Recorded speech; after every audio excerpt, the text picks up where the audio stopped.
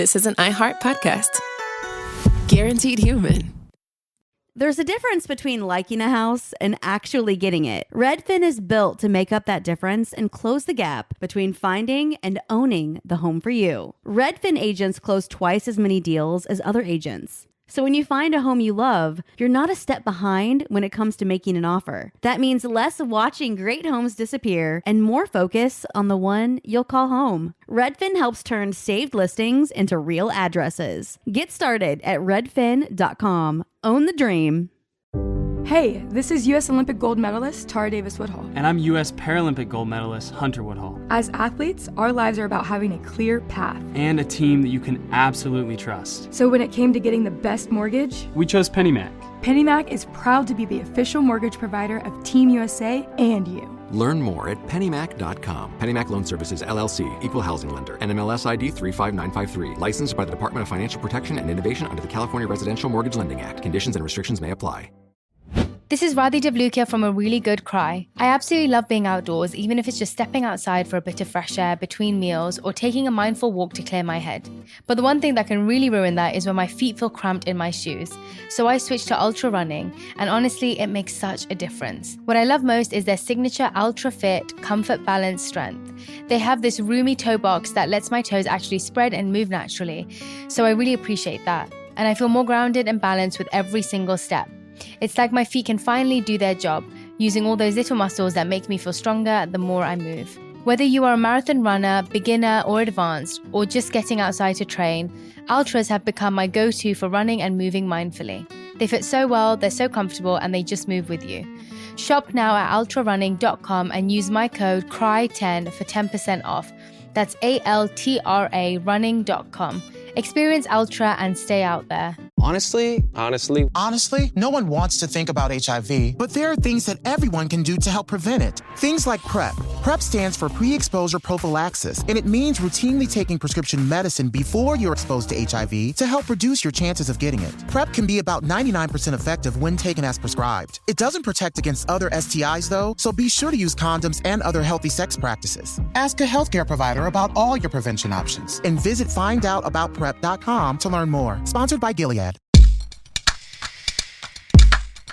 Hitler! Ah, shit. That's not how to introduce a podcast. Oh, boy. That went bad. Off to not a great start. I just said Hitler. That's the worst introduction yet. Maybe you're talking about Gary Hitler? Who's that? Todd Hitler? I don't know. There's got to be someone. Is Jerry Hitler like the clone of Gerald Ford and Adolf Hitler? I think he's just an briefly ran guy the country? With an unfortunate name. Well, now I've invented a whole canon for the Gerald Ford Hitler hybrid in my head. Yeah, I mean, that's what the cutscenes from the new Star Wars film. Yeah, Adolf Hitler brought us World War II, Gerald Ford brought us the pardon of Richard Nixon, and Jerry Hitler brought us the Dodge Dart. So who's the real monster? The real monster. Side note, I'm going to go with Hitler. Listeners, we're not even talking about Hitler, Jerry. guys. Pardon? What? This episode's not about... You just got people so upset. I know. We're not This talking is about Hitler, guys. Okay. This is the worst introduction yet. I'm Robert Evans. This is Behind the Bastards, the podcast where we talk about terrible people. My ghost today is Cody Johnston. Cody, how are you doing? Your ghost today? Yeah. You called him your ghost? It's a spooky episode. The ghost in the room is Katie Stoll, who is not completing our triumvirate as per usual. Yeah, it's weird. I feel really unbalanced. It is very weird. It is odd. It's uncomfortable. It's really. I keep looking there for Katie, and she's not. I love you, Katie. Mm-hmm. She's taking a well-deserved day off while Cody and I slog through this story, which has nothing to do with Hitler. Nothing to do with Hitler. Not even a little bit. A little bit. Oh, God. All right. Cody, hi. What do you know about Hobby Lobby? They did ISIS. Yes. Right? This is the story about how Hobby Lobby literally invented ISIS. Yes, I knew it. No. I mean, kind of. No? All right. A little bit, but not that much. Okay, well. Yeah. I mean, you've got a lot of work to do because I've been convinced over the years that they did ISIS. So that Hobby Lobby did an ISIS. Yeah, you got to deprogram me from my way of thinking now. Yeah, but look at these cute glasses Anderson wore from Hobby Lobby for her RBG costume on Halloween. She helped ISIS. Anderson helped ISIS. We've all found ourselves needing a Hobby Lobby at one point or another. Maybe you needed some decorative glass jars or yarn and a felt needle at 7:30 at night. And if you need those things, the only place to go is a Hobby Lobby. That was going to be my example too. Yeah. Yeah. It's just like the store you go for weird little crafty things that no one else is going to carry, and the kind of knickknacks that you put in your home when you don't really know what else to put there. Like eyeglasses that fit a dog. Like eyeglasses that fit the dog. For an RBG costume for a dog. Mm-hmm. It's ironic that you keep bringing up Ruth Bader Ginsburg because this is the story about a group of people who want to make it impossible for people like her to sit on the Supreme Court. Oh, fun. That's the tale of Hobby Lobby. So I thought you were talking about ISIS. A little bit. I mean, you have probably heard, as Cody has been constantly referring to. I can't stop thinking about it. Yeah, that Hobby Lobby got in some trouble for maybe funding ISIS. And yeah, that's not technically true. Hobby Lobby did not exactly fund like the Islamic State itself, but losers. They did help to fund some other Islamic extremist organizations that were precursors to ISIS. And more to the point, you can make a strong case that they're working to set up a Christian equivalent to ISIS right here in the US of A. Oh, that's the story we're going to talk about today. God damn it, Robert. Yeah, you wish they were just funding ISIS. I do now. Good old wholesome ISIS. Starting near rock bottom, but don't worry, it gets a little lower.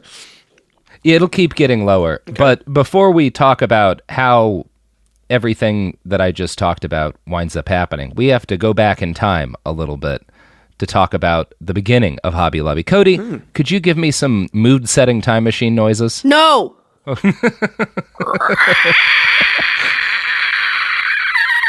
Perfect. Perfect. Anderson really did not like that. I'm just going to put it out there. It's a new model. It's a new model. All right. Some of the scientists listening can graph the differences between your time machine noises when Katie is and is not present. That one was much more like a Tyrannosaurus or perhaps a pterodactyl. Yeah, pterodactyl. Some really really old bird. That was messed up. Yeah. So David Green was born on November 13th, 1941 in Emporia, Kansas. His father was a preacher, and not a particularly big deal within that world. He wasn't like a big-time preacher. He moved around from like congregation to congregation in tiny little towns in Kansas, and eventually escaping the hellish wastes of Kansas for the hellish wastes of Oklahoma. The family settled in a town called Altus, where David's father preached to a flock of 35 people who were vastly outnumbered by the cows on their farms. So he's got humble beginnings, you could say. Now, David grew up in Altus, which is about 5 hours away from the tiny town in Oklahoma where I grew up. It was as close to the middle of nowhere as you can get, and they were very poor. David would have worn nothing but secondhand clothing and eaten primarily food donated to his family by the congregation. The Green family could go weeks at a time without eating meat, so they are the kind of poor where like you just money's not even a factor in your life. Right. But still, his mom found ways to give what little they had to other families in Altus. In interviews today, David remembers his mother and father sacrificing their tiny comforts and even their necessities for the good of the community. Religion was the very air he breathed as a child, and all 5 of David's brothers and sisters grew up to be either pastors or pastors' wives. But a life of preaching and poverty was not for David. He struggled at school and had to repeat the 7th grade, but he had no desire to focus on the Bible for a living.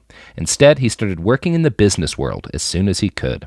During his junior year of high school, David got involved in a work-study program and landed a gig as a stock boy in the town general store. He only made 60 cents an hour, but he became aware of the basics of how capitalism works, watching his boss buy products for 10 cents and sell them for 20. So that's like he falls in love with this idea. Planting the seed. It's like transubstantiation, but with pennies. Yeah. I look forward to finding out what he does with this information. Yeah. Now, with this new worldview. And so while David's mom gave until it hurt, and while his siblings committed themselves to serving their communities, David found himself more enthralled with the idea of profiting from his fellow man. And over the course of his early and mid-20s, David served in the Air Force Reserve and married a woman named Barbara, who he'd met while working at the general store. He turned his work experience into a job as a manager at TG&Y, a five-and-dime shop that sold odds and ends.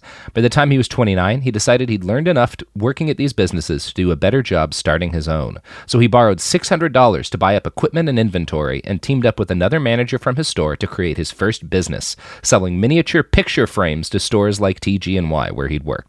So like too small to really like put pictures in, just like the kind of knickknacks you stick up around the house for no reason. Yeah. Like slightly bigger than wallet size. Yeah. Like, all right. Okay. Yeah, tiny little picture frames that are basically just knickknacks for like old women to turn into craft projects. Yeah. Like that's the business he decides to go into for some reason. Really specific. Very specific. Oh my God. But there's a market. You corner that. He had a very weird, specific dream, and it turned out to work well. Really well, yeah. Yeah. So his wife and sons assembled these tiny picture frames on their kitchen table and received 7 cents apiece from Dad for their labor. The whole enterprise was profitable for reasons that I cannot understand. And by 1972, Green had enough money to open his first actual store, a 300-square-foot Hobby Lobby in Oklahoma City. So, okay. Yeah, there we so go. it was like the inventory. It wasn't just picture frames at that point. It was like, all right, it's just like the Hobby when he Lobby opens his first Hobby Lobby. Yeah, he expands beyond shitty picture frames. Yeah. To shitty other stuff. To shitty other stuff. Yeah, there's a whole wide variety of shitty things for sale. Yeah. Do you like Knicks? Do you like Knacks? Yeah. Well, we got them. Yeah. All right. Great. We got Knicks. We got Knacks. We have the Knicks. Which is as useless a sports team as a tiny picture frame. You get the Knack. Yeah. I don't know what the Knack is. It's an album. Robert just said like a sports diss. Like, nice job. I liked it. Yes. Yeah. We will not go into any more detail about why the Knicks are terrible, but terrible. Longtime listeners will know. Wow. All right. Waiting for that episode to drop. It has. Now, there are different opinions on why Hobby Lobby became a huge success. The CFO, John Cargill, credits David Green's brilliance at merchandising. He says that Green basically realized that cheap crap like styrofoam roosters and fake books and plastic plants could be produced for pennies overseas and then sold for dollars to American customers. And there turned out to be an endless appetite among realtors setting up show homes, hotels looking to decorate on the cheap, and little old ladies with a love of knickknacks. And so David's business exploded from selling cheap, poorly made decorative crap en masse. So that's... There you go. That explains it all. There you go. That's all. Oh, wow, what a good idea. I think at times about like how when the world is like dying and I'm like sitting upon one of the last bits of land that like peaks above the boiling oceans choking the last remaining life on the surface, how I will explain to children why we let this happen. And I am excited to talk with them about Hobby Lobby. That's all right. Here's the first thing. Well, the oceans had to die because we needed styrofoam roosters to put up in corners of the house that didn't have decorations. It's just people who need it, man, but they need to look at it. And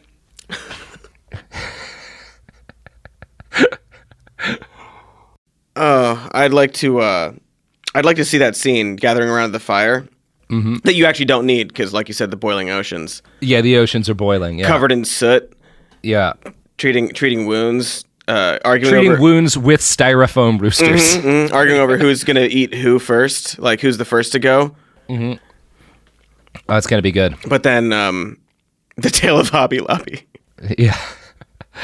So one major reason for the success of Hobby Lobby came down to luck and good timing. Right around the time his first store opened, the hippies of the United States became enthralled with beads. The bead buying craze started right at the same time that Green began expanding his business, and it fueled Hobby Lobby's spread to a second 6,000 square foot location. Oh, yeah. Green was able to quit his job at TG&Y, and he recalls that his wife was not happy with this. She was real comfortable with me working at TG&Y. They were doing $2 billion a year in sales. We did $100,000. Of course, they're gone now, and we're making $3 billion. He's not wrong. Yep. He's not wrong. Wait, are they still married? Oh, yeah. Okay, so this isn't just like a resentful, like, she said this, but actually it's billions of dollars now.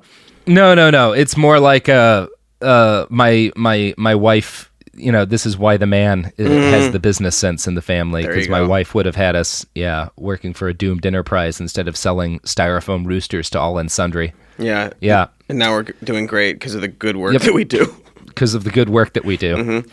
Hobby Lobby today is one of the largest businesses of its kind in the world, operating 520 stores in 32 states. David Green and his family are the sole owners of the business, and over the course of his career, Green's net worth has soared to more than $4.5 billion. And I think it's even more than that now. Because there are no shareholders or co-owners, David gets to run Hobby Lobby exactly the way he wants. And since he is an evangelical Christian, that's been woven into the character of the business. Sometimes this manifests itself in wacky ways. For example, products in Hobby Lobby do not have barcodes. What?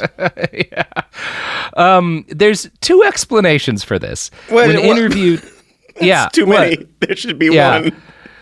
The official explanation from David Green is that computerized point-of-sale systems make his employees less knowledgeable about their inventory because they rely on a computer to tell them where things go and what things cost.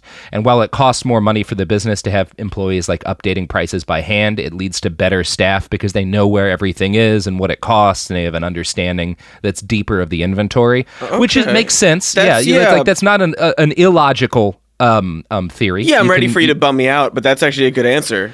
That's a very good answer. However, some suggest this hard line against barcodes has more to do with the fact that large chunks of the evangelical Christian population believe that barcodes are the mark of the beast.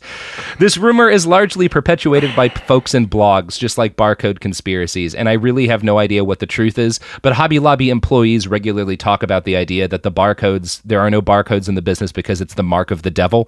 There's a whole, there you could find in the era of VHS, whole VHS tapes explaining how the barcode is the mark of the beast, and all of the different dashes really stand for 666, and it's the devil's way of getting into capitalism. Yeah. So the conspiracy stuff, the blogs that are talking about this, aren't people being making up a wild accusation. It's based off of people who have also huge numbers of people, who believe that barcodes are evil. So it is a belief. Yes. And it's just the conspiracy is that's why they don't do it at Hobby Lobby specifically. But it is a thing. Exactly. That is wild. Yeah, that belief is a thing that at least a couple of million Americans believe. Oh, that's too many. David has a reasonable explanation for why Hobby Lobby doesn't use barcodes, but there's a lot of people that are like, come on. Oh, no. Oh, his first answer was so good. Yeah, it's a really good answer. Yeah, it's one of those things where it's that makes complete sense. Yeah, of course you would. Yeah, they'd know. Yeah. They point over there, oh, yeah, it's this amount. It used to be this amount, because I did it by hand. Yeah. Oh, no. Yeah. Exactly. Right. Okay. So, now David Green's choice to not use barcodes is fine, regardless of why he does it. He has that right. He's the sole proprietor of the business. What you gotta do. What's less fine, in my opinion, are the ways in which he's chosen to spend his fortune. In interviews, David will frequently claim that God is the real manager of his $3 billion per year empire. He told Forbes this: if you have anything or I have anything, it's because it's been given to us by our Creator. So I've learned to say, look, this is yours, God. It's all yours. I'm going to give it to you. And when he talks about how he uses his wealth in interviews, David tends to say things like this: I want to know that I have affected people for eternity. I believe I am. I believe once someone knows Christ as their personal savior, I've affected eternity. I matter 10 billion years from now. Yeah, we're going in kind of some... It's a little too much. I don't care for that. You don't affect people for eternity by selling them colored mirrors and bookends. Also, just the phrasing, affect people. It's weirdly unsettling. Yeah, it's unsettling. It's weirdly clinical, and it doesn't specify what you mean. It's not great. It's not great. It's not great. Billions of years, though. That's 10 billion years. That is power. That's some Scientology level. Yes, it is. Delusions right there. Yeah. So, David Green is currently the largest individual donor to evangelical causes in the United States. In 1999, he bought an old VA hospital in Little Rock, Arkansas, and turned it into a church. This proved to be the start of more than $300 million in donations to established churches on 50 different properties. Other Christian leaders have come to see Green as something of a venture capital fund for their religion. He receives proposals on a daily basis for churches and religious schools that need his support. In 2004, he gave a $10 million building to Jerry Falwell's Liberty University. A few years later, he paid off the... Yeah. Oh, man. Oh, this is going in so much worse of a direction. A few years later, he paid off the numerous debts for Oral Roberts University. He has founded numerous Christian foundations through which he has distributed 1.4 billion copies of Christian literature in more than 100 countries. The One Hope Foundation focuses on providing scripture to children aged 4 to 14. The Every Home for Christ Foundation sends missionaries with Bible booklets door to door in the global South. When people suggest that maybe delivering food or medicine might be more useful than Bibles in many of these countries, Green has a prepared response. Ooh. It's not like you give them that but don't give them food. You give both. But, Green insists, if I die without food or without eternal salvation, I want to die without food. Can't argue with that. Can't argue with that. If those are the two options, if those are the two real options that are definitely on the table, yep, the only two. The only two. You have to choose. That's a good point. Good stuff, huh? I wish I could buy Good stuff. Wish I could work at Hobby Lobby now. Oh, you can, Cody. You can. Oh, I shouldn't have said that out loud. I changed my mind. I have good news for all of us. Yeah? Because this podcast is now sponsored and owned entirely by the Hobby Lobby Corporation. Oh, thank goodness. Yeah, and speaking of Hobby Lobby, Cody, have you considered all the different things that styrofoam roosters could do to improve your life? Most of them, but probably not all of them. I think there are some I probably haven't thought of that I would buy if I were told about them. Yes, with styrofoam roosters, you don't need, for example, single-payer healthcare. Just jam a rooster in it. Uh-huh. Yes, that's the Hobby Lobby message. Shove a fake cock in whatever ails you, and your problems will be solved. Hobby Lobby loves selling fake cocks. Yeah. On December 28th, 2012, Hobby Lobby made an irrevocable donation of an entire campus in Northfield, Massachusetts to the National Christian Foundation, or NCF. Both Hobby Lobby, the business, and David Green, the billionaire, have made and continue to make numerous donations to the NCF, totaling millions upon millions of dollars. The NCF is, on its face, a nonprofit that supports a variety of Christian causes. But of course, because this is my podcast, the NCF primarily exists as a vehicle to viciously attack people Christian extremists hate all around the world. And I'm going to quote now from Sludge, a website that analyzes the way evil pieces of shit pump their money out across the world. Yes. Quote, according to the three most recent available tax filings, which cover 2015 to 2017, it has donated $56.1 million on behalf of its clients to 23 nonprofits identified by the Southern Poverty Law Center as hate groups. I certainly don't know of any public disclosures of funds to hate groups at levels anywhere near this, Heidi Bierich, director of the Intelligence Project at the SPLC, told Sludge. It's pretty astounding and certainly concerning. According to a 2017 Inside Philanthropy article, NCF is probably the single largest source of money fueling the pro-life and anti-LGBT movements over the past 15 years. In 2017, NCF's donation to anti-LGBT, anti-Muslim, and anti-immigrant hate groups rose to over $19 million. It's a lot of money. It's good. Good stuff. Good stuff. 10 billion years, Cody. It's called salvation, yeah. Yeah. The NCF pours money into the Alliance Defending Freedom, a network of Christian lawyers who want transgender people to be mandatorily sterilized and want homosexuality to be made a literal crime. The Alliance that's how you defend freedom, by putting people in prison. Nothing says freedom like enforced sterilization. Jesus. Oh, God. We're The Alliance Defending Freedom is currently opposing the Equality Act, which would ban discrimination against LGBTQ Americans. David Green doesn't ever really say hateful things, but this is where he puts his money. In fact, since NCF donations make up more than 1/3 of the ADF's budget, it's likely Green has put quite a lot of money into this group. If we want an idea of how the United States would look if Green and his friends got their way, we can hop over to Uganda. And Cody, that's what we're going to do right after these ads for products and services. Oh, I can't wait. Yeah. You know what won't turn our nation into hate-filled religious theocracy? Deliverables. Pudding? Deliverables. Mm-hmm. Pudding? Pudding will not also turn our nation into a fundamentalist hellhole. Energy drinks. It is well known that fundamentalists cannot drink pudding or eat energy drinks. Mm-hmm. Mm-hmm. Mm-hmm. Off we go. Goodbye. Let's talk about modern home shopping. It's sort of become a fun side hobby, right? Scrolling listings at night, dreaming about kitchens you've never seen, or backyards you haven't even stepped foot in, all from the comfort of pretty much anywhere. Redfin knows a lot of people like you want to own, but are stuck in this browsing mode loop. That's where Redfin flips the script. With listings that update within minutes and tours you can book right from the Redfin app, you can see your dream home the moment it appears. Now, liking a listing is easy, but actually landing it, that's where Redfin comes in. Redfin has over 2,200 agents with local expertise. And Redfin agents close twice as many deals as other agents. That means they want to help you win, not just window shop. Redfin is built to help you go from just looking to wait, this could actually be home. So become the newest neighbor on the block. Visit redfin.com to start finding and start owning. That's redfin.com. Hi, I'm Cindy Crawford, and I'm the founder of Meaningful Beauty. Well, I don't know about you, but I never liked being told, oh, wow, you look so good for your age. Why even bother saying that? Why don't you just say you look great at any age, every age? That's what Meaningful Beauty is all about. We create products that make you feel confident in your skin at the age you are now. Meaningful Beauty. Beautiful skin at every age. Learn more at meaningfulbeauty.com.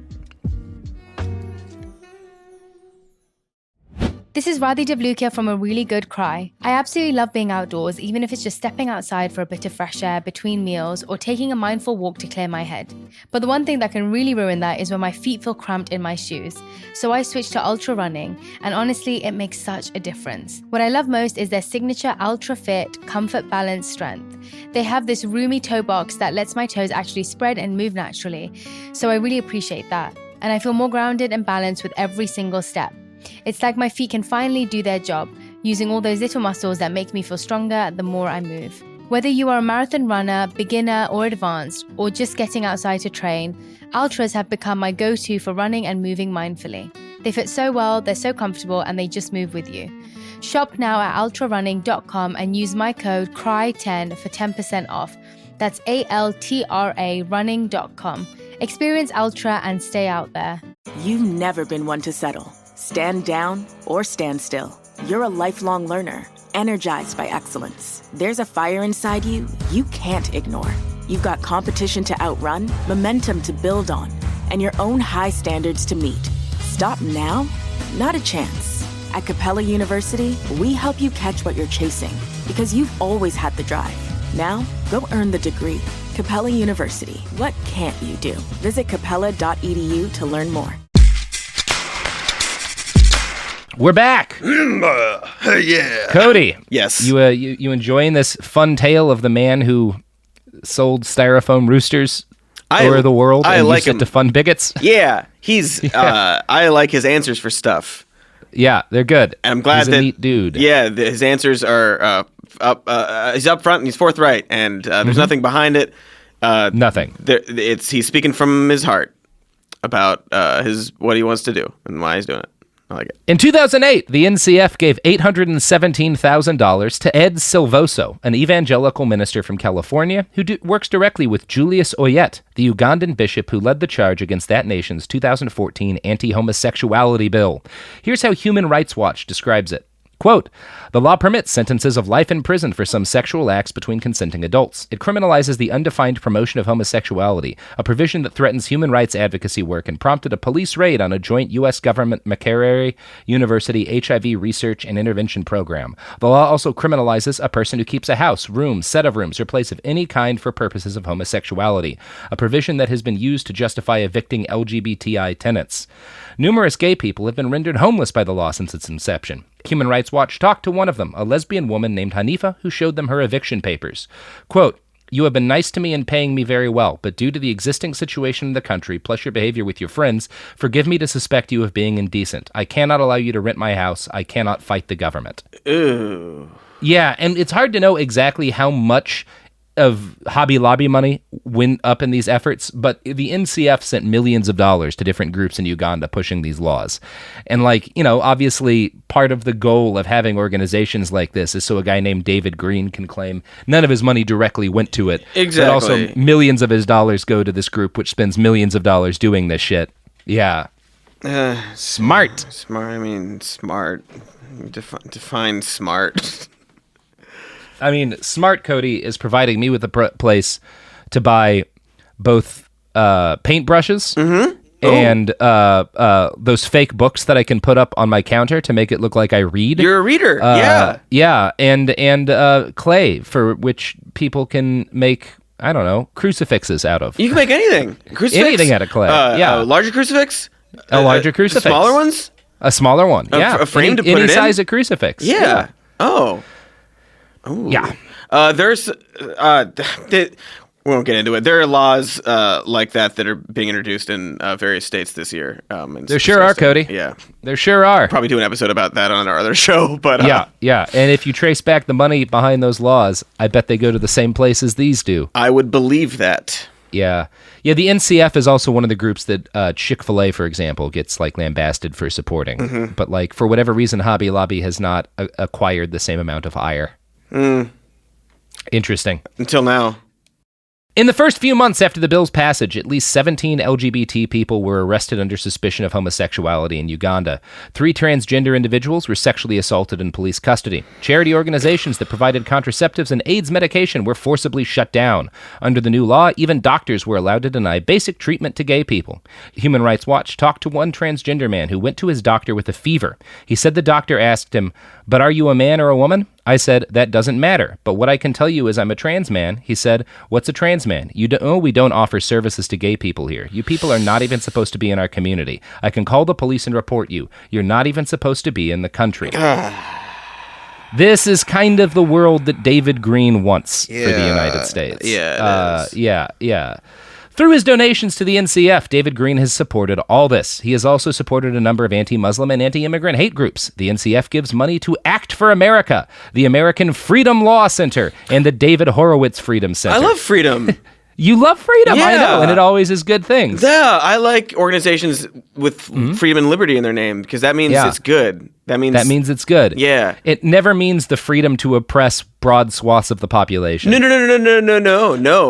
Well, how dare you? How dare you? How dare you? No, freedom is good. Whatever you said is bad, but not my freedom or liberty. Yeah. Cool. So David Horowitz of the David Horowitz Freedom Center believes that, quote, "the whole Muslim world is pursuing a final solution to Jews, and that American Muslims represent the real neo-Nazi movement in America." What the fuck? It's not those Nazis. What the fuck? It's the Muslims. They literally say that they're neo-Nazis. Yeah. It's not amazing. All of them, but come on. Oh, no. I think Horowitz is an all of them kind of guy. Yeah. No, I mean like the Nazis say they're Nazis. Yeah. They use the word. Yeah.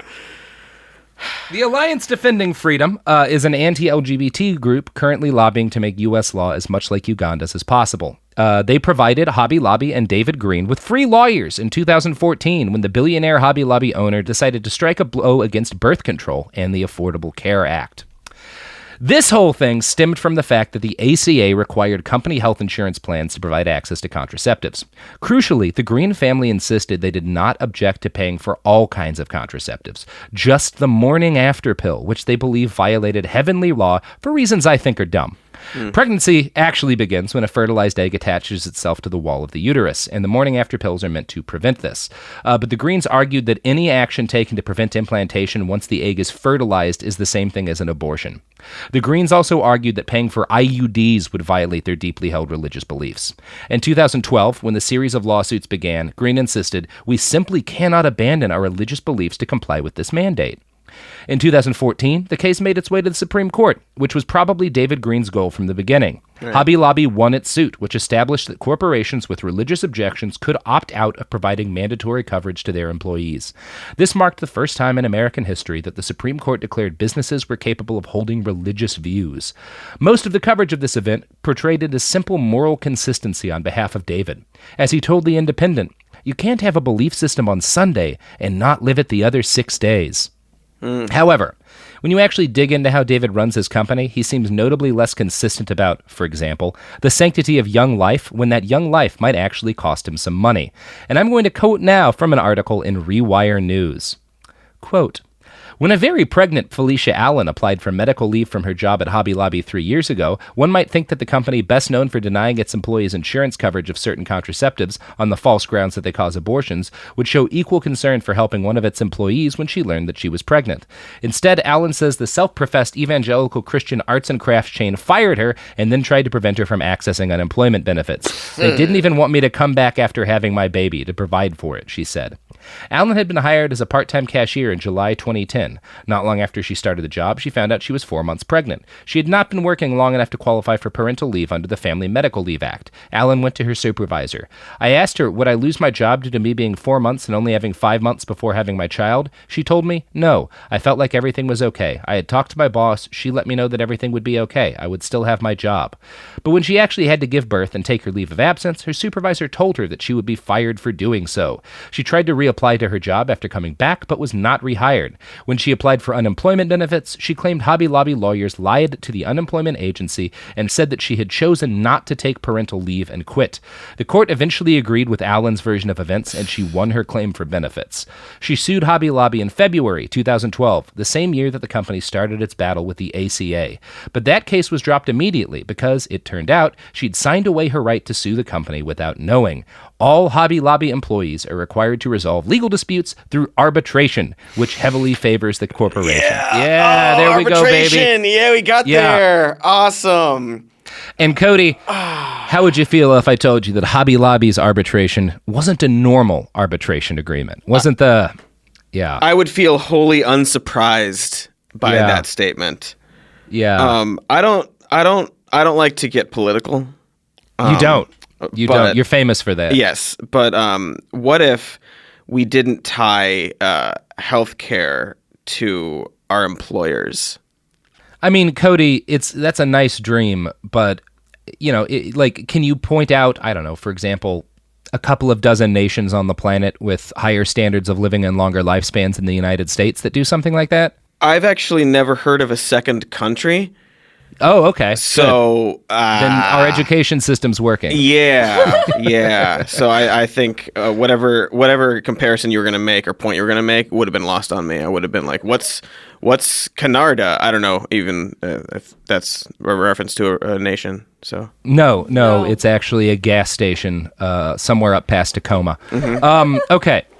So, I'm going to quote Rewire News again, discussing the peculiarities of Hobby Lobby's arbitration policy. Because even before you get here, it's like, companies prefer arbitration because, God. All right, go ahead. It benefits them massively. Yeah. All right. Okay, here we go. One thing that sets Hobby Lobby's arbitration policy from most corporations is its allowance for Christian-influenced arbitration. What? The mutual arbitration agreement Allen signed gives employees the option of choosing to find an arbitrator either through the nonprofit American Arbitration Association, the largest dispute resolution service provider in the United States, or the Institute for Christian Conciliation.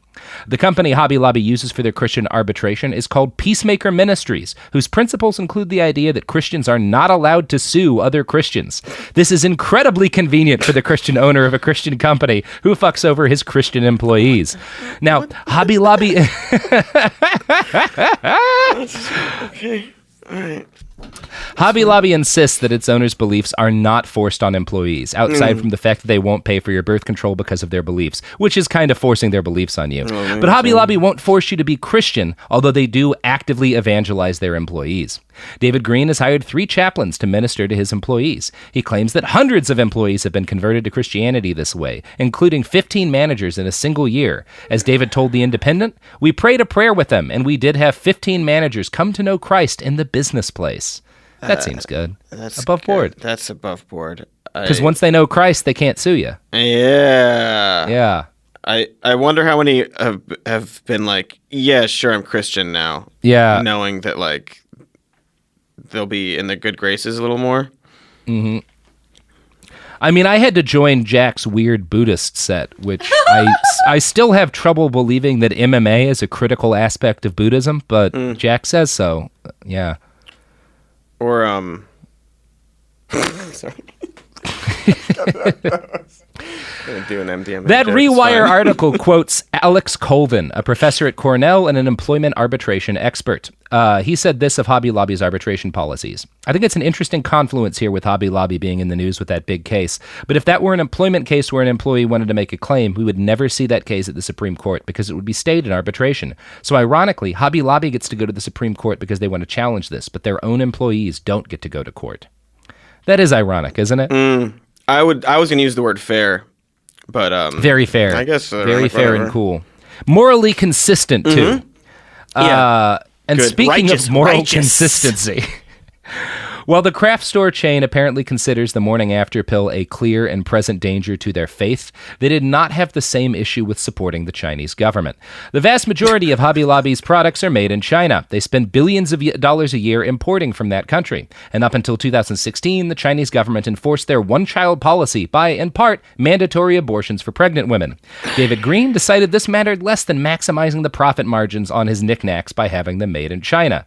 So these beliefs are only ironclad up until they're not as profitable. Yeah. Then they don't matter. Yeah. I mean, it's wholly unsurprising. Yeah. But at least they can deny their employees care. That seems good. Yes. Their employees that they make memorize all the prices because the barcodes are the devil. Of course, Cody. Yes. Of course. Yeah. We can understand in our society how you might have to deny employees access to certain medicines because the way that they deal with eggs and stuff is against your poorly understood religious beliefs. While also being like, but we're still going to, buy a bunch of stuff from China because that's just the only way to get enough styrofoam roosters. Yeah, yeah. But we can guarantee Hobby Lobby wouldn't do something like invest millions of dollars in the same drug firms that produce the pills that they say are against their religious beliefs. That would, of course, be a massive violation of what they believe, right? Yeah, I agree. And I choose to leave this podcast before you make your next point. Hobby Lobby's 401k plan for employees includes some $73 million in mutual funds that are heavily invested in the very same drug firms that produce emergency contraceptive pills, intrauterine devices, and drugs commonly used in abortions. It's also worth noting that prior to the ACA, Hobby Lobby's health insurance plan covered all these devices. It's almost as if what really matters to David was establishing the legal precedent that corporations could discriminate against employees based on religious beliefs. It is almost exactly like that. It is almost exactly like that. That's wild. It's not cool wild. Stuff. Again, wholly unsurprising. Wholly cool and unsurprising. Ugh. And boy, howdy, have the implications of the Hobby Lobby decision been vast and terrifying. In her dissent to the 2014 ruling, Justice Ruth Bader Ginsburg declared, "The court, I fear, has ventured into a minefield." 2 years later, in 2016, the Los Angeles Times evaluated the impact of the ruling so far like this, quote, "The minefield Ginsburg warned about has now detonated. On Thursday, U.S. District Attorney Sean F. Cox of Detroit ruled that a local funeral home was well within its rights to fire a transgender employee because its owner had a religious belief that gender transition violated biblical teachings. Cox's ruling puts the lie to Justice Samuel Alito's denial in his majority opinion in Hobby Lobby that the ruling would provide a shield for a wide range of discriminatory practices by allowing them to masquerade as religious scruples. Our decision today provides no such shield," Alito wrote. Ginsburg, who was on the short end of the 5-4 decision, knew better. She said there could be little doubt that religious claims would proliferate because the court's expansion of religious freedom to corporations invites for-profit entities to seek religious-based exemptions from regulations they deem offensive to their faith. She asked, where is the stopping point? Suppose an employer's sincerely held religious belief is offended by high health coverage of vaccines, or paying the minimum wage, or according women equal pay for substantially similar work. Within days of the ruling, there were already 49 cases from for-profit organizations claiming religious objections to the ACA, and the ruling is increasingly used to cloak illegal discrimination in the robes of religion. Wheaton College even argued that the ruling meant they could refuse to fill out medical paperwork stating that they would not pay for contraceptive coverage, because doing so was one step in a process that would lead to other entities paying for that coverage. So they were well within their rights to fuck with employees' private lives even if their money wasn't on the line. That's awesome, huh? Oh, cool my God, stuff. That's so sneaky and gross. Oh, my God. It's still too early to say precisely what the long-term impact of the Hobby Lobby ruling will be. But it is clear that it has fundamentally changed the game as regards religious freedom of speech. There is now established legal precedent to protect wealthy individual religious extremists from abusing people they disagree with in almost any conceivable manner. You might note that this is basically a slower, less bloody, but ultimately just as violent a way of achieving the same basic goal that ISIS set, a state completely dominated by extreme religious law, with no freedom or ability to dissent. Guys, I just wanted to talk about ISIS, Robert. Well, Cody, This I have some good news for you. Because now we're going to get to the part of the story where Hobby Lobby helps to fund the precursors to ISIS. I guess that's lighter. Is that lighter? Cody looks really sad, you guys. It's bumming me out. It's a good story. Everybody loves a happy story. Yeah, everybody does love a happy story. A happy lappy. Cody. Yes. You know what won't lead to the establishment of a theocracy in the United States that strips people of very basic fundamental human rights in order to maximize corporate profits? Is it products and services? That's exactly right. Yes! I knew it! Yeah. I knew how to save the Republic. It's products and services. That's the problem. There just weren't enough products and services in 2014. Mm-hmm. Well, Hobby Lobby only has products. They don't have services. So. Exactly. And this is why podcasts will save the Republic, is the sheer deluge of products and services that we can bring in to rescue our fellow Americans from this encroaching nightmare. Exactly. This is a revolution. We're the heroes. This is the beaches at Normandy, and we are fighting bigotry with products. Promo code save the world.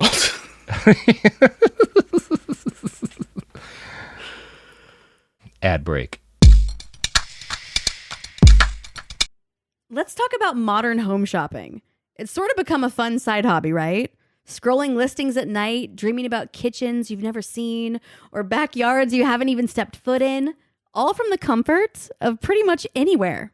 Redfin knows a lot of people like you want to own, but are stuck in this browsing mode loop. That's where Redfin flips the script. With listings that update within minutes and tours you can book right from the Redfin app, you can see your dream home the moment it appears. Now, liking a listing is easy, but actually landing it, that's where Redfin comes in. Redfin has over 2,200 agents with local expertise. And Redfin agents close twice as many deals as other agents. That means they want to help you win, not just window shop. Redfin is built to help you go from just looking to wait, this could actually be home. So become the newest neighbor on the block. Visit redfin.com to start finding and start owning. That's redfin.com. Hi, I'm Cindy Crawford, and I'm the founder of Meaningful Beauty. Well, I don't know about you, but I never liked being told, oh, wow, you look so good for your age. Why even bother saying that? Why don't you just say you look great at any age, every age? That's what Meaningful Beauty is all about. We create products that make you feel confident in your skin at the age you are now. Meaningful Beauty. Beautiful skin at every age. Learn more at meaningfulbeauty.com. This is Radhi Devlukia from A Really Good Cry. I absolutely love being outdoors, even if it's just stepping outside for a bit of fresh air between meals or taking a mindful walk to clear my head. But the one thing that can really ruin that is when my feet feel cramped in my shoes.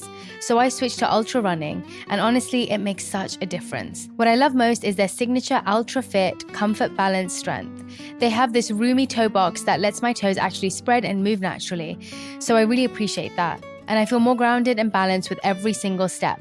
It's like my feet can finally do their job, using all those little muscles that make me feel stronger the more I move. Whether you are a marathon runner, beginner or advanced, or just getting outside to train, Ultras have become my go-to for running and moving mindfully. They fit so well, they're so comfortable, and they just move with you. Shop now at ultrarunning.com and use my code CRY10 for 10% off. That's ALTRA running.com. Experience Ultra and stay out there. You've never been one to settle. Stand down or stand still. You're a lifelong learner, energized by excellence. There's a fire inside you you can't ignore. You've got competition to outrun, momentum to build on, and your own high standards to meet. Stop now? Not a chance. At Capella University, we help you catch what you're chasing because you've always had the drive. Now, go earn the degree. Capella University. What can't you do? Visit capella.edu to learn more. We're back! So, Cody, we just talked about how David Green's goal is basically the establishment of a religious state along the same lines as ISIS, but slower and more profitable. Mm-hmm.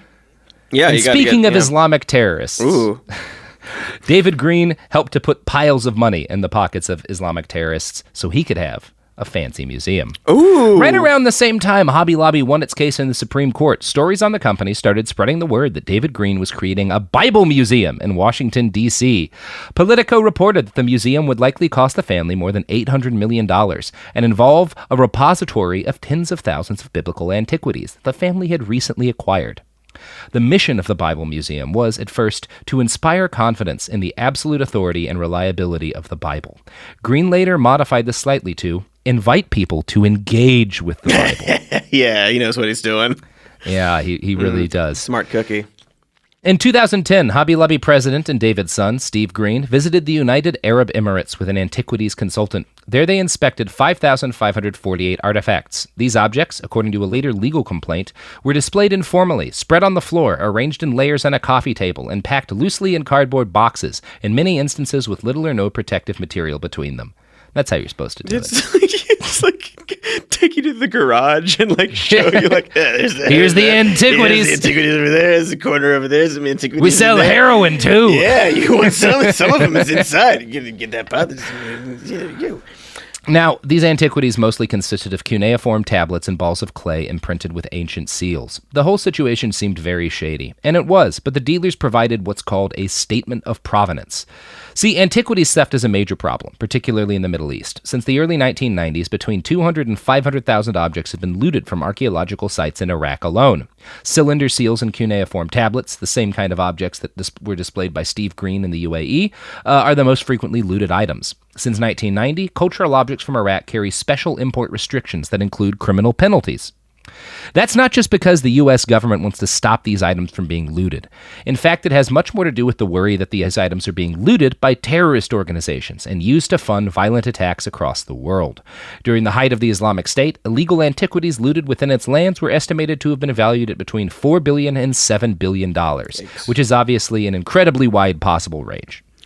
ISIS's Department of Natural Resources, Antiquities Division, charged a 20% tax on saleable antiquities. And most experts seem to think the group probably didn't make more than a few $1 million from its looting program. But that is plenty of money to carry out horrific attacks. The November 2015 Paris attacks, for example, killed 130 people and cost roughly $10,000. It is worth noting, of course, that in 2010 and 11, ISIS was not really a thing, but its precursors did exist, and so did other extremist groups, like Al-Qaeda, who profited from the sale of antiquities in Iraq. The simple reality of the situation is that people who buy antiquities in Iraq have, at that point had, no way of knowing who they would support with their purchases. Most experts simply advise people not to make these kind of purchases, since it's impossible to do so and not fund terrorists and the illegal theft and destruction of cultural artifacts. But the Green family didn't care about any of that. They wanted fancy old Bible shit for their Bible museum. Yeah. As I mentioned earlier, Steve Green traveled to that UAE meeting with an antiquities expert. She advised him not to purchase any of the clearly shady artifacts on offer. Her exact quote was, "I would regard the acquisitions of any artifact likely from Iraq as carrying considerable risk." And I found an interview with this expert conducted later on a blog dedicated to antiquities research and study. Here's how she described the reaction to her warning. "I can't say they reacted one way or the other. They didn't seem surprised or upset, which in hindsight is kind of surprising. The impression I had at the time is that they were only considering buying antiquities. I had no idea until I read the complaint released last week that this was already in process. They had already, earlier in July, before I talked to them, looked at cuneiform tablets. You would think if I'm talking about you have to do this and that, and they're already in negotiations, they would have had some reaction to what I said. I'm pretty mystified as to why they bothered to have me do this for them." Why do you think they had her do this for them? No reason. Just like they're interested. They like history. And they like history. Yeah. The why became clear later. Hobby Lobby wired $1.6 million to 7 different bank accounts associated with 5 separate people to buy the items. They had the artifacts shipped to the United States in numerous packages with fake labels, identifying them as tile samples. The packages were also shipped to multiple locations. In doing so, Hobby Lobby and the Green family followed well-established procedures for smuggling illegally obtained cultural antiquities. In that interview with the antiquities expert I quoted from earlier, the interviewer asks her if she thinks the Greens might have just consulted her to learn how the legal process for importing artifacts works so they can more easily devise a scheme to break the law. No. Here's her response. No. I suppose one can't rule that out, which would be very upsetting to me. I can't rule that out. My goal was to discourage them from doing the wrong thing by telling them all the wrong things they could do. I thought they would not want to do those things. I can't rule out it was all the opposite, that they used my advice to evade the law as opposed to follow the law. Can't rule it out. Christians! Yeah. This is great. We're religious. We believe in morality. Yeah, they have very consistent morality. Yeah, which is that all that matters is what they think of the Bible and not preserving historical antiquities or avoiding funding terrorism in foreign countries, because that has nothing to do with Christianity in America. There's nothing to do with it. Which is all that matters to them. Mm-hmm. Yeah. Which is like, it's discussed, like there were a lot of like groups like the Free Burma Rangers, which are like a heavily Christian organization dedicated to providing like emergency medical care in war zones and stuff. And so these are like very religious people who would like go get shot at in order to provide emergency first aid to people fighting and dying in Mosul. At the same time as these billionaires who call themselves Christians are like funding violence around the world in order to have a fancy museum. Yeah. It's sickening. Yeah. I like that first part you talked about. It seems like a real Christian thing to do. Yeah. Yeah, it's providing emergency medical care to vulnerable people. That does seem more Christian than funding Al-Qaeda by stealing artifacts. It seems like it, but maybe it's not. I'm not. But, we're forgetting Mark 23:30 when Jesus stole the Statue of Liberty in order to hide it in his underground lair. I thought that you actually had a Bible verse in your head that you were quoting. That's the one. That's right next to his giant coin. Mm-hmm. And his giant coin and his Mona Lisa. He has the original. Of Jesus course, yeah. He's got that one painting that got cleaned wrong, and now it looks all smeared. Yeah. That's his piece, like the center of his collection. Yeah, that's his whole life has been leading up to getting that. Yeah, the Gnostic verses are just about Jesus stealing art. Yep. That's why the church had to suppress them. Mm-hmm. Yeah, I'm well versed in history and religion, so I know exactly what you're talking about. Now, fortunately, the Greens were worse at smuggling artifacts than they are at imposing religious law in the United States. That's right. Customs caught them, and in January of 2011, Border Patrol began seizing objects, roughly 3,450 in total, that Hobby Lobby had illegally imported. The resulting civil asset forfeiture case bore a hilarious name: the United States of America versus approximately 450 ancient cuneiform tablets and approximately 3,000 ancient clay buli. That's amazing. That was written down? Yeah, that's the name of the case. Oh, yeah. Oh, that is record for the ages. It's good stuff. Now, Hobby Lobby was caught red-handed, and they didn't even really try all that hard to defend themselves. The case was that obvious. I mean, yeah. The company claims to have accepted responsibility for its past conduct and promised to revise its internal procedures, which is meaningless because their employees were warned by an expert not to do what they did before the acquisition process began. Yeah. But David Green lied and claimed that this was all the result of Hobby Lobby being new to the antiquities business and making rookie mistakes. On the Hobby Lobby website, he wrote this: "We should have exercised more oversight and carefully questioned how the acquisitions were handled. Hobby Lobby has cooperated with the government throughout its investigation, and with the announcement of today's settlement program, it is pleased that the matter has been resolved." The settlement involving Hobby Lobby returning all the ill-gotten artifacts and paying a fine, but they are left in possession of more than 40,000 ancient relics, some of which will be displayed in their Bible museum, and only a small fraction of which will ever be made available for serious scholars to study. I spent a lot of time reading the blogs of different archaeologists and antiquities researchers, and they all seemed pretty uniformly to agree that the Green collection basically kept important historical objects hidden from everyone but a small coterie of experts that the Green family personally likes. They were also in agreement about the fact that the Bible Museum and the Green collection is almost certainly filled with other stolen and looted items. And I'm going to quote now from one of the more prominent blogs in that ecosystem, Anonymous Swiss Collector. Quote, You can't collect antiquities without risking buying looted ones. Every purchase is a risk. Best just not to do it. You can't collect antiquities on the scale of the Greens, massive scale, without certainly buying a lot of loot. This is common knowledge held by everyone in the trade. The antiquity business runs on layers of plausible deniability, not asking too many questions, leaving things implied but not said, opaque business practices, lack of regulation. Claims of not understanding the law are not an excuse for breaking it. Don't be fooled by this. In this case, the Greens had advisors and independent experts who told them flat out that these purchases were wrong. They did it anyway.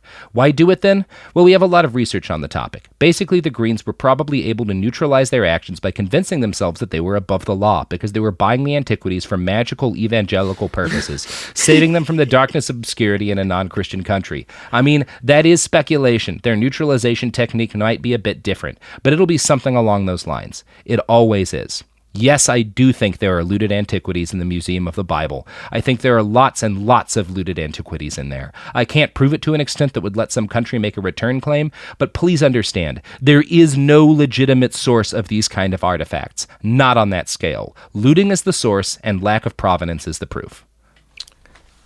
But cool. Counterpoint, the magic stuff. The magic stuff. That is a good counterpoint. You know? And he does not disprove magic in this blog post. Ergo, Hobby Lobby's good. So he should have talked to me because clearly he hasn't considered all sides to this. Yeah, he did not. He did not. You consider all things. Yes. Much like a radio show that I've forgotten the name of. All of every little bit of the information is being thought of. Yeah. Yeah, this is why it's important to see both sides of an issue. Both the side that says literally the only way to have gotten these objects is massive theft and the funding of international terrorist organizations, and the side that says, but Jesus. Yeah, have you considered the magic? Two sides. The magic. The magic. And you sort of trail off. So case closed, I think. Trail off. And that's really how you know you've won the argument, when you sort of trail off. Mm-hmm. I love trailing off. Yeah. It's like hiking, trails are good. Exactly. You pick one, doesn't matter, and you just keep going, and then you slow down, and then you sort of slow down, you just trail off. And then you win. Cody? Yes. And then you win. How do you feel about Hobby Lobby after all this? They're not my favorite place. Aroused? If I were to get, I'm always aroused, so that's not really, That's why we have you on the show. Exactly. That's why I come on the show. Mm-hmm. Bam! Damn! Did it! If I were to get a knickknack, if I were to be in the business of knickknacks, I probably would go to a different place. I think if I were in the business of knickknacks, I would just patty whack and then give a dog a bone. But I mean, different strokes, Different strokes for different old men who come rolling home. Mm-hmm. Yep. Who are constantly aroused on podcasts. Yes. Interestingly, some fan out there needs to graph the amount of times we make cum jokes when it's just you and I, and when we have our third person here. I think we make less. Call her by her name. I might make more, actually, because I know that she hates the word cum, so I say it a lot. Katie does hate the word cum, yeah. And now we are upping our cum quotient at the end of the episode. Exactly, and earlier when we were talking about this feels Canada, abusive, you guys. I almost referenced the Come and Go, that chain of gas stations. Oh, yeah. But I held back. But here we are, saying it now. I love it when regions have a thing that is clearly, like, everyone outside of that region knows that the name is hilarious, like Come and Go, or like the game cornholing, which is played in certain parts of this country that just are like, no, it's just this game that we all play. What is funny? And everyone else is like, butt sex. But what if you call it something else? I miss Katie. Yeah, we all miss Katie. This would not be happening if Katie were here. We probably wouldn't have started with Hitler. Probably wouldn't have ended on cum. No, and we would have figured out a solution to the Hobby Lobby problem. Katie would have ridden into their offices on a sea of blood with a sword made out of cultural antiquities and beheaded David Green in order to bring peace and tranquility to the kingdom once again. Yeah, she would have put feet on the ground. But she's not here, and so we just have cum jokes. Yeah, just voices in the air instead of feet on the ground. That's the difference. That's the Katie Stoll difference. True. I know. We all miss Katie. When does the museum open? That's a good question, Cody. Let us ask the almighty El Goog. You didn't like that? I did not like that. All right. That was weird. Not an El Goog fan. It opens 10 a.m. Saturday. It's open now. Yeah. It opens. Grand opening is tomorrow. I don't It's like still around. that. It's open. It's open right now. Ew. So you can go 430,000 square feet. That's really big. That's really big. It's got a great view. It's got a beautiful view of Capitol Hill, which they seek to dominate. It's a big. That's a big step up from that 300 by 300 original. I'm sad. Tiny picture frame. Do you think they sell tiny picture frames in the Museum of the Bible? They'd better have tiny picture frames in that gift shop. And a bunch of styrofoam cocks and stuff. I mean, one of the things that is at least amusing to me is that on the Museum of the Bible's page, their logo is clearly supposed to be like, it's a bee on its back, so it also kind of looks like the Ten Commandments or an open book. But more than anything, it looks like a butt. Hell yeah. Yeah, they did. So that's good. That's good. I think we're going to win. Yeah, we're yes, we have all the power now. Yeah. I'm sad. I thought we were really doomed before I realized their logo kind of resembles a butt. Yeah. And now I realize that victory is inevitable. Yeah, days from now. Hey, Robert, days from now. this is going Yes. on too long, sir. You know what's not going on too long? Cody's Pluggables. Oh, That's yeah. true. They go very short. Hi, check out Worst Year Pod, which is a show that we all do. Also, some more news. It's on Twitter and it's on Patreon. It's on YouTube. My Twitter is Dr. Mr. Cody, DRMISTRCDY. And check out Katie Stoll on Twitter as well, who's not here. We miss But you, is in Katie. spirit here. Is in spirit. We miss you Much so like much. the Holy Spirit. And just like the Holy Spirit, she's telling us to steal antiquities from Iraq. Exactly. Classic And Katie. we will. Even More News is the name of our podcast.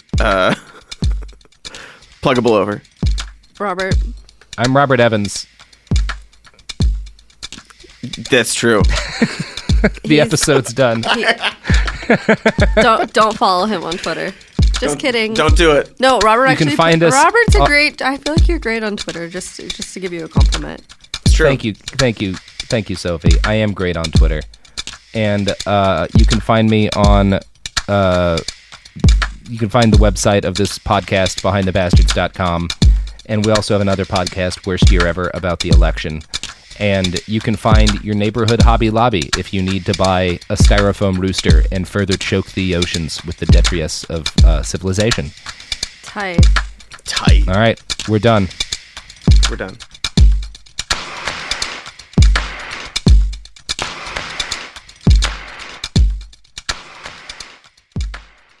There's a difference between liking a house and actually getting it. Redfin is built to make up that difference and close the gap between finding and owning the home for you. Redfin agents close twice as many deals as other agents. So when you find a home you love, you're not a step behind when it comes to making an offer. That means less watching great homes disappear and more focus on the one you'll call home. Redfin helps turn saved listings into real addresses. Get started at redfin.com. Own the dream.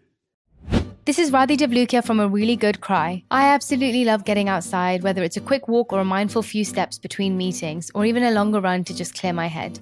But the one thing that can really ruin that for me is shoes that just don't feel right. That's why I started wearing Ultra Running. With the Ultra Fit, every step feels comfortable, balanced, and strong, like my feet can finally move freely.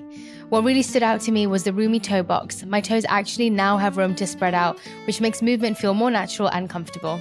And when your feet aren't cramped, you feel more balanced, like every step has a strong, stable foundation. I've noticed that with extra space, my foot muscles get to work building strength, so I can actually move with more confidence.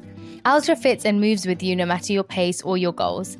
Beginner or marathon runner, they've really become my go-to for any kind of running or training, and I always feel like my feet can do exactly what they're meant to do. Feel the difference by visiting ultrarunning.com and use my code CRY10 for 10% off. That's ultra, ALTRA, running.com. Experience Ultra and stay out there. Winter is in full swing, and Aleve is here to keep you moving. When the cold weather sets in, everyday aches and pains can linger, but Aleve's got your back. With up to 12 hours of body pain relief per dose, Aleve keeps you going with long-lasting body pain relief to get you through whatever the season might bring. On chilly days or cozy nights, Aleve gives you that long-lasting body pain relief you can count on this winter. So don't let body pain slow you down. Try Aleve. Use as directed for minor aches and pains. The new Chicken Bacon Ranch Street Chalupas at Taco Bell. You can't get just one. Okay, so that's not like some marketing hyperbole. You literally can't get just one. They come in twos. So like, if you want just one, you're going to need to find a friend who loves slow-roasted chicken, bacon, and avocado ranch sauce. Or a friend of a friend, or have an awkward conversation with a complete stranger to see if they're obsessed with chicken, bacon, and avocado ranch. Or you could just like eat them both because you're obsessed with slow-roasted chicken, bacon. Okay, you get the idea. The new Chicken Bacon Ranch Street Chalupas at Taco Bell. At participating Taco Bell U.S. locations for limited time while supplies last. This is an iHeart podcast. Guaranteed human.